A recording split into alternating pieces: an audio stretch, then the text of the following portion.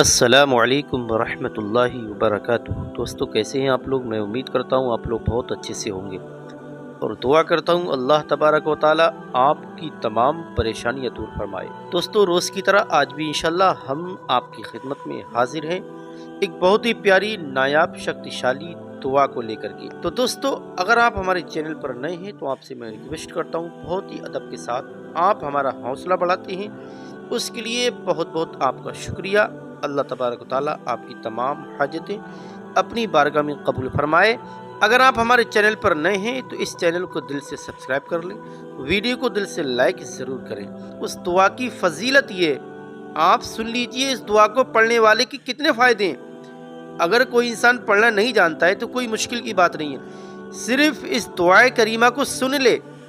جو انسان اس دعا کو دل سے سن لیتا ہے یقین کامل کے ساتھ، تو اللہ تعالیٰ اس کی سننے ہی کی برکت سے تمام کام پورے فرما دیتا ہے۔ حضور صلی اللہ علیہ وسلم نے فرمایا، جو شخص اس مبارک دعا کو پڑھے گا یا اپنے پاس رکھے گا، اللہ تعالیٰ اس بندہ کو تمام آفتوں تمام بلاؤں سے محفوظ رکھے گا۔ اگر کسی کے گھر میں چوری ہو جائے، مال زیور غائب ہو جائے یا کوئی پیسہ غائب ہو جائے یا A to Z آپ کے گھر کی کوئی بھی قیمتی چیز غائب ہو جاتی تو آپ کو یہ کرنا، اس دعا کو استعمال کر سکتے ہیں۔ طریقہ یہ 4 رکعت نماز نفل کی آپ نیت کیجئے اور ہر رکعت میں الحمد شریف کے بعد قل هو اللہ شریف 10 بار پڑھیے، اور جب نماز سے فارغ ہو جائیں سر سجدے میں رکھیں، اللہ تعالیٰ کی بارگاہ میں گڑ گڑا کر دعا کریں۔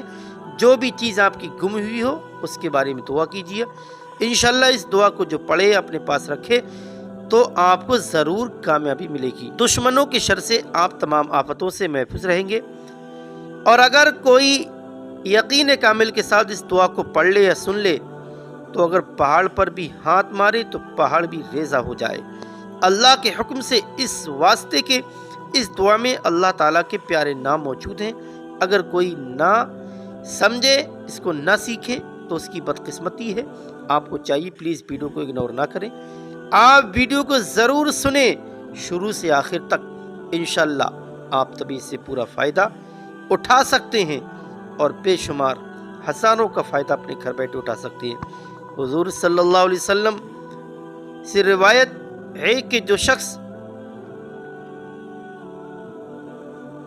حضور صلی اللہ علیہ وسلم نے فرمایا، جو شخص نیک روزگار چاہتا ہے، برکت والا کاروبار چاہتا ہے، اچھی برکت والی کمائی چاہتا ہے، کام کاج میں خیر و برکت چاہتا ہے، اس دعا کو ہمیشہ پڑھا کرے، یا دل سے سن لیا کرے یا کسی سے کاغذ پر لکھوا کر رکھ لیا کرے۔ اللہ تعالیٰ کے فضل و کرم سے تنگ دستی دور ہو جائے گی۔ جو شخص اس دعا کو صبح کی نماز کے بعد 3 مرتبہ یا 1 مرتبہ دل سے پڑھ لے یا سن لے تو اللہ تعالیٰ اس بندے کی عمر کو لمبا فرمائے گا اور دشمنوں پر فتح پائے گا۔ اگر کوئی قید خانے میں گرفتار ہو جائے، اس دعا کو پڑھ لے، دل سے سنے، کثرت کرے، انشاءاللہ تعالیٰ اس دعا کی برکت سے وہ ترنت رہا ہو جائے گا۔ تو آپ لوگ اتنی برکت والی دعا، ایسی سی فضیلتیں میں نے بڑے دلیل کے ساتھ، ثبوت کے ساتھ آپ کے سامنے رکھی ہیں، تو پلیز آپ لوگ اگر جانتے اس ویڈیو کے بارے میں تب بھی اگنور نہ کریں۔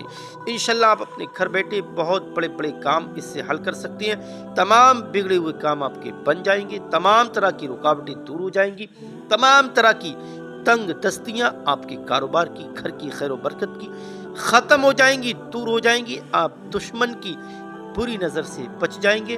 اگر آپ کے پیچھے کوئی بڑا دشمن پڑا ہے، اس کو منہ کی کھانا پڑے گی، وہ آپ کے قدموں پہ گرنے پر مجبور ہو جائے گا۔ اللہ پاک اس دعا کی برکت سے اس کے دل میں آپ کی طرف کے لیے محبت پیدا فرمائے گا۔ تو دوستو آپ کنفیوز نہ ہو، پریشان نہ ہو۔ انشاءاللہ اگر آپ پڑھنا نہیں جانتے تو آج کی اس ویڈیو میں ہم آپ کو سنانے جا رہے ہیں اسی دعا کی تلاوت کو، آپ دل لگا کر سن لیجئے۔ بسم اللہ الرحمن الرحیم، صلی اللہ علی محمد صلی اللہ علیہ وسلم، صلاۃ و سلام علیک یا رسول اللہ، صلی اللہ علی محمد صلی اللہ علیہ وسلم، صلاۃ و سلام علیک یا رسول اللہ، صلی اللہ علیہ وسلم، صلی اللہ علی محمد صلی اللہ علیہ وسلم، صلاۃ و سلام علیک یا رسول اللہ، صلی اللہ علیہ وسلم۔ بسم اللہ الرحمن الرحیم، اللهم إني أسألك بأسمائك الحسنى بحقك يا الله يا رحمن. الرحمن على العرش استوى يا رحيم وكان الله غفورا رحيما. يا مالك مالك يوم الدين يا قهار لمن الملك اليوم لله الواحد القهار. يا قدوس والملك القدوس يا سلام والسلام المؤمن يا مهيمن والمهيمن العزيز. يا جبار الجبار المتكبر يا عزيز وكان الله عزيزا حكيما. يا خالق فتبارك الله أحسن الخالقين. يا بارئ الخالق البارئ يا مصور هو الذي يصوركم في الأرحام كيف يشاء لا إله إلا الله هو العزيز الحكيم. يا أول يا آخر هو الأول والآخر يا ظاهر يا باطن والظاهر الباطن. يا شكور إن ربنا لغفور شكور. يا غفور وكان الله غفورا رحيما. يا ودود وهو الغفور الودود. يا قاهر وهو القاهر فوق عباده. يا حليم والله شكور حليم. يا خلاق والخلاق العليم. يا نور الله نور السماوات والأرض. يا باسط إن الله يبسط الرزق لمن يشاء من عباده ويقدر. يا قائم قائما بالقسط لا إله إلا هو العزيز الحكيم. سبحان الله رب السماوات السبع ورب العرش والحمد لله رب العالمين. كما هو آله بارك لي في الموت وفينا بعد الموت. اللهم عافني في بدني. اللهم عافني في سمعي. اللهم عافني في بصري. لا إله إلا أنت سبحانك إني كنت من الظالمين. وتعز من تشاء وتذل من تشاء بيدك الخير إنك على كل شيء قدير. وصلى الله تعالى على خير خلقه ونور عرشه سيدنا مولانا محمد وعلى آله وأصحابه أجمعين برحمتك يا أرحم الراحمين. صلى الله على محمد صلى الله عليه وسلم. صلاة وسلام عليك يا رسول الله. صلى الله على محمد صلى الله عليه وسلم. صلاة وسلام عليك يا رسول الله. صلى الله على محمد صلى الله عليه وسلم. صلاة وسلام عليك يا رسول الله صلى الله تعالى عليه وسلم. يا رفيع رفيع الدرجات والعرش يا شفيع من ذا الذي يشفع عنده إلا بإذنه. يا كبير إن الله كان عليا كبيرا. يا حق فتعالى الله الملك الحق. يا بر إنه هو البر الرحيم. يا وتر والشفع والوتر. يا غفار إنه كان غفارا. يرسل السماء يا غافر وأنت خير الغافرين. يا حميد تنزيل من حكيم حميد. يا منان بل الله يمن عليكم أن هداكم للإيمان. يا باقي ويبقى وجه ربك ذو الجلال والإكرام. يا أحد قل هو الله أحد. يا متين إن الله هو الرزاق ذو القوة المتين. يا هادي إن الله يهدي من يشاء. يا بديع السماوات والأرض عالم الغيب والشهادة. يا فتاح هو الفتاح العليم. يا رقيب إن الله كان عليكم رقيب. يا محيط والله بما يعملون محيط. يا قاضي والله يقضي بالحق. يا سمد قل هو الله أحد الله الصمد. يا حسيب إن الله كان على كل شيء حسيبا. يا نصير نعم المولى ونعم النصير. يا واسع وكان الله واسعا حكيما. يا متعالي عالم الغيب والشهادة الكبير المتعال.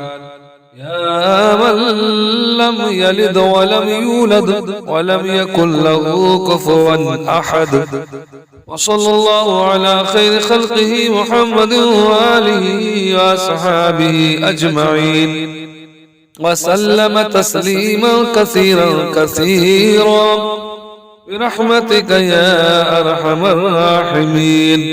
يا ولي الإسلام وأهله مسكنا بالإسلام وثبتنا على الإيمان حتى نلقى به وأنت عنا راض غير غضبان. يا الله يا رحمن يا رحيم لا إله إلا الله الحليم الكريم. يا حي الله لا إله إلا هو الحي القيوم. يا سميع فسيكفيكهم الله وهو السميع العليم. يا بصير إن الله بصير بالعباد. يا علي وهو العلي العظيم. يا حكيم وكان الله عزيزا حكيما. يا قادر وقل هو القادر على أن يبعث عليكم عذابا يا رحيم إن ربكم لرؤوف رحيم. يا لطيف إن ربي لطيف لما يشاء. يا خبير إن الله كان عليما خبيرا. يا قريب إن ربي قريب مجيب. يا باعث إن الله يبعث من في القبور. يا رازق وهو خير الرازقين. يا وارث ولله ميراث السماوات والأرض. يا قوي إن الله لقوي عزيز. يا شهيد والله على كل شيء شهيد. يا مبدئ إنه هو يبدئ ويعيد. يا تواب إن الله تواب حكيم. يا ذا الجلال والإكرام. يا وهاب إنك أنت الوهاب. يا جميل فاصبر. يا جميل فاصبر صبرا جميلا. يا وكيل وكفى بالله وكيلا. يا كافي وكفى الله المؤمنين القتال. يا ولي وهو الولي الحميد. يا رب فتبارك الله رب العالمين. يا غني والله الغني وأنتم الفقراء. يا محسن والله يحب المحسنين. يا قدير والله على كل شيء قدير. يا مفضل والله ذو الفضل العظيم. ويتم نعمته عليك ويهديك صراطا مستقيما. يا معز وتعز من تشاء ويا مذل وتذل من تشاء